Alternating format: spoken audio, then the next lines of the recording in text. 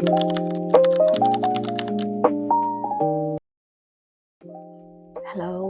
မင်္ဂလာပါရှင်စာရေးရဲ့မိကျူပါရှင်ဒါပေမဲ့စာရေးမရေးနိုင်တာတော့တော်တော်ကြာပြီပေါ့နော်အဲ့တော့စာရေးမဲ့စာစကားပြောကြည့်ရင်များရမလားဆိုပြီးဒီ podcast လေးကိုစပြီးတော့လုပ်ဖြစ်တာပေါ့နော်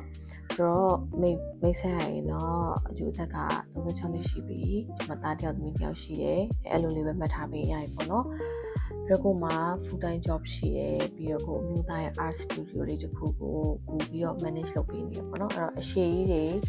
intro မဝင်ခြင်းလို့ဒီလောက်ဆိုရင်တော့ရလောက်ပြီထင်ပါတယ်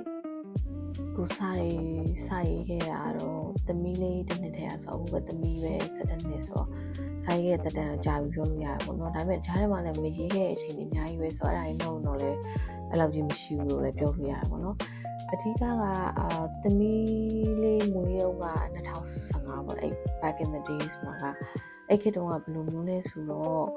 ကလေးမွေးလို့ရှိရင်ကျမတို့ဒီရက်ကွက်တဲ့အန်ဒီအကုန်လုံးကရှိသမျှပမာစိတ်အကုန်တဲလာပြီးတော့အမေရောကလေးရောခွန်တဲ့ခေတ်ပေါ့နော်ဆိုတော့အဲ့ခေတ်မှာကိုကဘာမှမသိဘူးနော်မိခင်တယောက်ဖြစ်မယ်ဆိုပြီးတော့တော့အားလုံးပြင်ဆင်မှဖြစ်လာလည်းမဟုတ်ဘူးသမီးကိုဝုန်းတိုင်းရတယ်ဝုန်းတိုင်းမွေးပြီးတဲ့အခါမှာကလေးမွေးလို့ရှိရင်ပမာစိတ်ခွန်ရတယ်လို့အပြင်ပမာစိတ်ပိုင်းကိုခေါင်းရင်းမှာထားရတယ်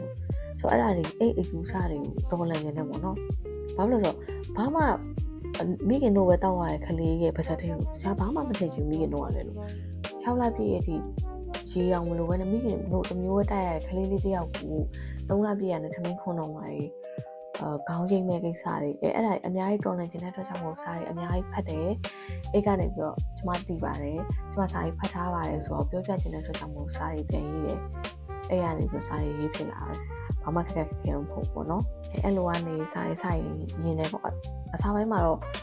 အခုချင်းဘက်ပေါ့နော်အရန်ကလေးမွေးပြီးတဲ့အခါမှာတူတက်ပေါ့ဘာမှလည်းနားမလဲပဲနဲ့အဲ့လိုမျိုးရှောက်လုပ်နေပေါ့နော်ဒါပေမဲ့တဖြည်းဖြည်းနဲ့ကိုကတီးသမျှရေးသမျှဖတ်ကြတယ်ဖတ်ရင်နဲ့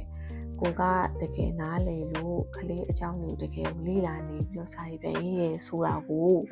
တခြားလူတွေမဟုတ်ဘူးနော်တို့ရဲ့ဆွေမျိုးတွေမှာတို့ကအသိခံလာရတယ်ပေါ့အဲ့ကြမှာပဲဒါတွေကမှန်ပါလားဆိုတော့ဒီ traditional belief တွေကိုရိုက်ချိုးနိုင်ခဲ့တာပေါ့နော်ဆိုတော့အဲ့အချိန်တော့ပြောတာပေါ့ပြောစရာကြီးပေါ့ငါတည်ရတတ်တယ်ဆိုတာကိုငါလူကြီးကလက်ခံသွားပြီဆိုပြီးတော့ဒါပေမဲ့ motherhood ပေါ့ဒီမိခင်ဘဝဆိုတာဒီအောင်မြင်ခြင်းတွေပြီးသွားတာမဟုတ်ဘူးเนาะအဲ့တော့မတူတဲ့ challenges တွေကအများကြီးပဲစိတ်ပူရတာတွေပြီးလို့ရှိရင်နာကျင်ရတာတွေကြောဖြတ်ရတယ်အများကြီးပဲပေါ့เนาะအဲ့ကနေပြီးတော့အလုပ်ပြန်ဝင်တယ်အဲ့ခေတ်တုန်းကကလေးတစ်ဖက်နဲ့အလုပ်ပြန်ဝင်တဲ့အခါမှာလဲစာတပုတ်ကြီးရပေါ့เนาะဆိုတော့ကလေးလေးကိုထားပြီးတော့အလုပ်ပြန်ဝင်တဲ့အတွက်ကြောင့်မို့ကိုကရက်ဆက်သုံးမိန်းမရဲ့အဖြစ်လဲအပြောခံရပြန်ရောအဲ့မှာလဲစိတ်သက်တွေကကြာပေါ့ငါဘာဖြစ်လို့ဒီလိုမျိုးလုပ်မိရလဲဆိုကိုက guilty ဖြစ်နေရကြတဲ့အမျိုးသမီးအများကြီးရောက်ဝိုင်းပြီးတော့ကိုကကလေးထားပြီးအလုပ်လုပ်နေလို့ဆိုတော့ဝိုင်းပြောပြန်ဆိုအဲ့တော့အမျိုးသမီးတိုင်းဒီလဲကလေးအမေတယောက်ဖြစ်သွားပြီမဲ့သူလုပ်ချင်တာတွေကိုလုပ်လို့ရတယ်အလုပ်လည်းဆက်လုပ်လို့ရဘာမှမဆိုလုပ်လို့ရတယ်ဆိုတော့ superstition တခုထပ်ပြီးရိုက်ချိုးရပြန်ပေါ့နော်ဆိုတော့တစ်ဆင့်အစာတွေကနေတစ်ဆင့်ကိုတို့ရဲ့ဆွဲကင်လာတဲ့အယူအဆတွေအမျိုးသမီးတယောက်အတွက်ကိုဘာမှမဆိုလုပ်လို့ရတယ်ဆိုတဲ့ဟာတွေကိုကိုကစပြီးတော့စာတွေကတစ်ဆင့်ဖြေထုတ်ပေးခဲ့တယ်ပေါ့နော်အဲ့တော့ဆက်ပြီးတော့လည်းကိုတွေးမိရဲ့အရာတွေအမျိုးသမီးတွေအတွက်ကန့်သက်ထားတဲ့ပေါင်းတွေကိုကဆက်ပြီးတော့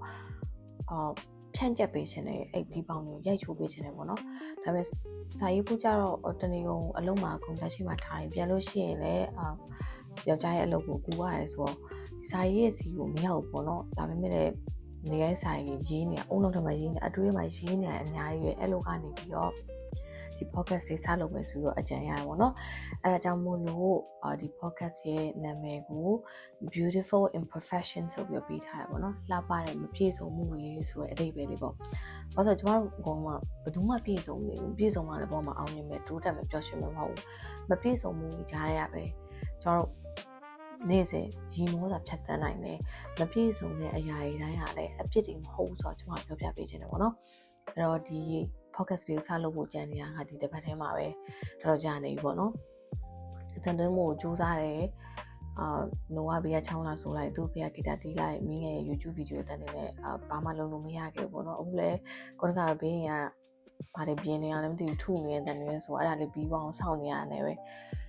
အဲ့တော့စာရေးရတော့မှပိုလွယ်နေပြီစာရေးရင်တော့မှဘေးက environment ရှုပ်ရှက်ခဲ့ရင်တော့မှပဲကိုရေးချင်စိတ်နေလိုက်အကုန်လုံးမေ့ပြီးရေးလို့ရတယ်ပေါ့နော်တဲ့လာကြတော့ဘေးက environment အတန်ကိုစောင့်နေရသေးတယ်ဆိုတော့ okay let's get to the point ဒီ podcast တွေကိုနားထောင်ပါ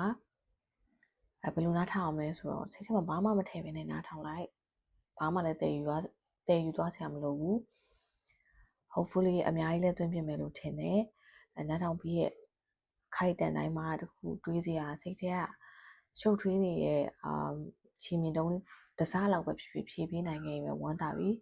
အများကြီးလည်းစိတ်ထဲမှာတည်သွားစရာမလိုဘူးနားထောင်နေတဲ့အချိန်မှာပဲနားထောင်ပြီးမေးပြလိုက်ရင်ရတယ်ပေါ့နော်ဆိုတော့ကျူရဲ့ဒီ beautiful imperfections podcast လေးကိုဆက်ပြီးတော့သွင်းနိုင်မယ်လို့ပြောလင်းပါတယ်နောက်တစ်ပိုင်းမှာဆက်ပြီးတော့တွေ့မယ်နော်